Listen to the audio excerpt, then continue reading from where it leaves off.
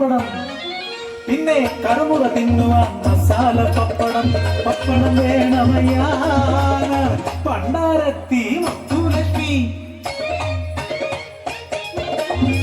ഉഴുന്നും കാരവും ഉപ്പും ചേർത്തരച്ച് വിട്ടുണ്ടാക്കി പപ്പടം പരത്തി കെട്ടുകളാക്കി ചന്തയിൽ പോകുമ്പോൾ അരക്കെട്ട് പപ്പടത്തിന് എന്താ വില? കടിച്ചു തുപ്പി ഞാൻ തെറി പറഞ്ഞോടിക്കും. കവലപ്പിള്ളേർ എന്തും ചൊല്ലും, വിലതുച്ചം ഗുണവച്ചം എൻ പപ്പടം. സദ്യയൊന്നാമീ പപ്പടം, വറക്കുന്ന മണം കേട്ട കൊതിയൂർന്നാവി. പപ്പടവും പഴവും പായസവും കടവുളെ എന്നാ സ്വാദ്.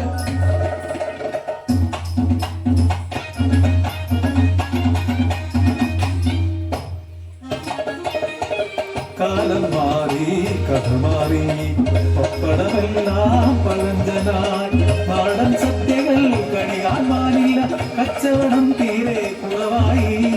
5-8 വയസ്സുള്ള കുട്ടികൾ 2 പേർ പുറംപോക്കിലാണ് എന്റെ താമസം. ചിന്ന വീടുണ്ടാക്കി കെട്ടിയവൻ പോൽ ജീവിതം ദുസ്സഹമായി.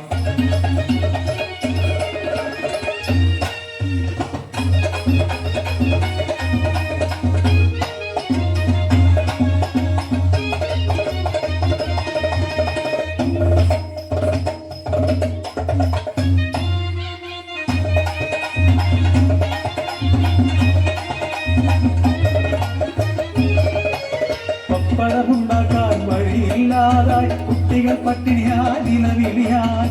വീട്ടുവേലയ്ക്കു കുഞ്ഞുങ്ങളെ അയക്കാൻ എല്ലാം പറഞ്ഞപ്പോൾ വിഷമിച്ചില്ല ഞാൻ. മൂത്തവൻ ഹോട്ടലിൽ പാത്രം കഴുകുന്നു, പുലരും മുൻപേ എഴുന്നേറ്റിടണം. പാത്രങ്ങളെല്ലാം തേച്ചു മിനുക്കണം, വെള്ളം കോരി നിറച്ചിടണം. തൊട്ടൊന്നു വൈകിയാൽ പൊതിരെ കല്ലും തിളയ്ക്കുന്ന വെള്ളം മുഖത്തൊഴിക്കും. കാണുവാ ചന്ദനൻ പൊട്ടിക്കരഞ്ഞുപോയതിൻ ജന്മമോ ഏഴകൾക്ക്. കുഞ്ഞിനെ നോക്കേണ്ട ജോലിക്കായി ഇളയവ പോയത് മുതലാളി വീട്ടിൽ. നിത്യവും വീടവൾ തൂത്തു തുടയ്ക്കണം, മുറ്റവും പറന്നു കഴിച്ചിടണം. കുഞ്ഞിനെ നോക്കണം, തുണി കഴുകണം, കുഞ്ഞു കരഞ്ഞാൽ തല്ലും കിട്ടും. ഒരു നാൾ കുഞ്ഞിന്റെ മാല കണ്ടില്ല, വീടായ വീടെല്ലാം തിരച്ചിലായി. തള്ളിയാക്കി എൻ പിഞ്ചു കുഞ്ഞിനെ കട്ടുകം പൊള്ളിച്ച് മുതുകിൽ വെച്ചു. ആരെ വിട്ടോറിയമ്മെ വരുത്തി കുഞ്ഞിനെ കണ്ട ഞാൻ ഞെട്ടിപ്പോ.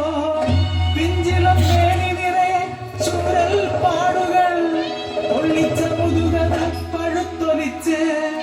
വീളകെട്ടി കവിളൊട്ടി പനിച്ചു വിറച്ച്, പേക്കോലം പോലെയൻ പൊന്മകൾ.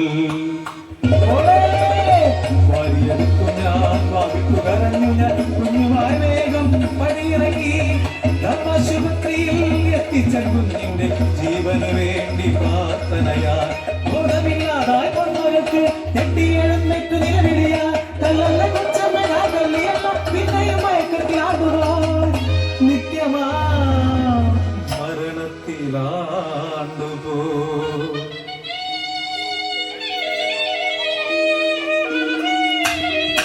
വളരിഞ്ഞി കഥ പലവേല കേട്ടവർ ശബ്ദരായി.